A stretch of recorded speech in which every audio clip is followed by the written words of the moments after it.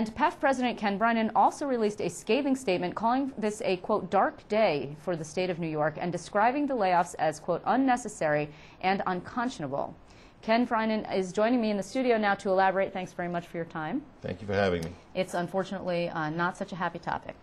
This is a very bad time for everyone, for the families of the people being laid off and for the state citizens who rely on the services that are going to be reduced as a result of some of these layoffs. It actually is really confusing the way that this works. I mean, there are people out there tonight, right, in our viewership who probably don't have any idea that they are about to lose their jobs. Some of them don't. The notices are going out today. The unions have not been given the lists of who is actually being notified that they're being laid off. We're relying on information coming from the field, so to speak. And some people were notified today, others might not be notified till Monday or Tuesday by letter. And you did not have a conversation with the Patterson administration about this? The Patterson administration is no longer speaking directly to us, only through the media. Well, I can't say that I'm surprised given your rather vitriolic remarks, and certainly everybody is upset. You have said, the governor says his hands are tied. You have said on this show, we have reported many times that you have offered cost-cutting alternatives to him. I think there are probably people in the viewership, again, who don't understand why, particularly when they've lost their jobs in the private sector, you guys have not been willing to say furlough, which is something that you have done in the past, or put off raises. So just reiterate again, why not? Essentially, we have a contract with the state of New York, and we didn't want to open up and break that contract because that would then set a precedent that all future contracts wouldn't be worth the paper they were written on. The governor, any governor, could come to us and say, if you don't give us something, we'll lay people off. In fact, they do that every contract negotiations. Our new contract is set to start being negotiated next month. If the state needs something from us, next month they can open that discussion. They don't need to do something today.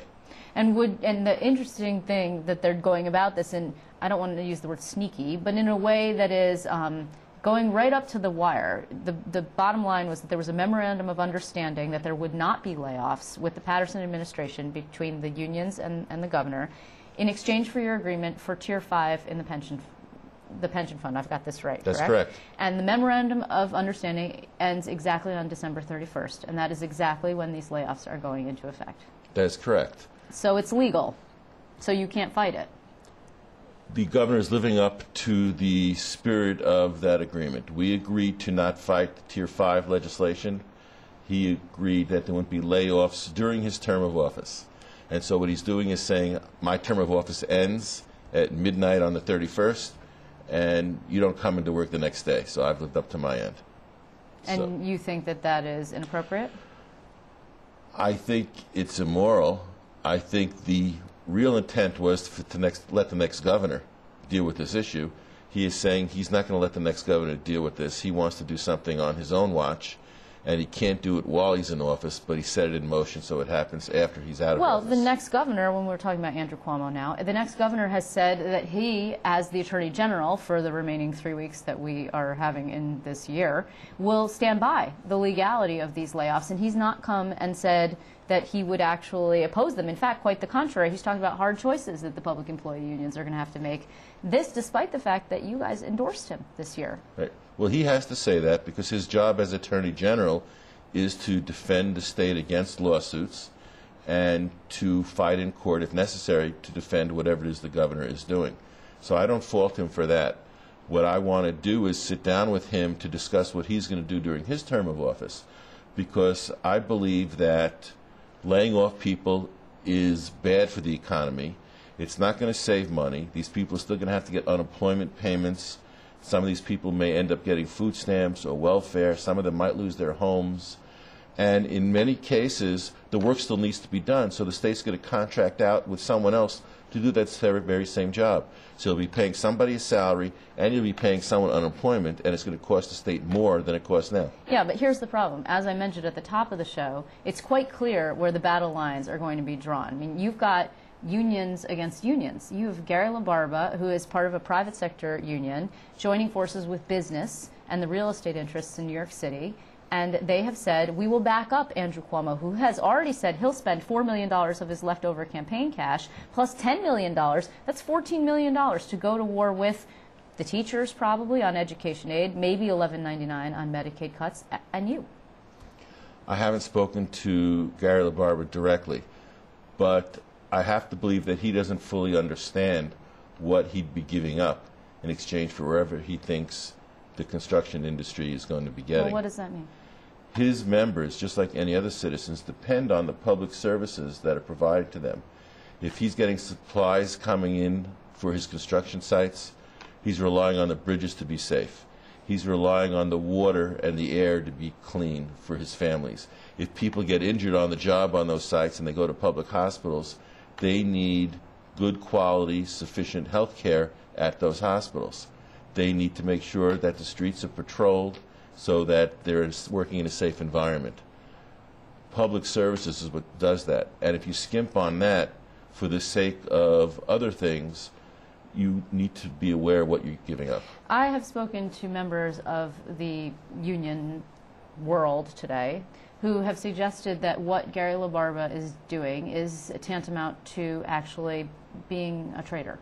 Do you agree with that? I really don't want to paint anybody in that light without having spoken to them, because I don't know what his motivations are, or anybody's motivations for doing this type of, serving on this kind of committee. But I think the end result that everybody's looking for is that the state to work, the economy to work, that there be plenty of good-paying, long-lasting jobs, and the discussion should be, how do we ensure that everybody gets their needs met? When the contract starts opening again, when you start negotiations again, are you guys open at that point to discussing concessions? I am willing to discuss those things. I told Governor Patterson I'd be willing to discuss some of those things.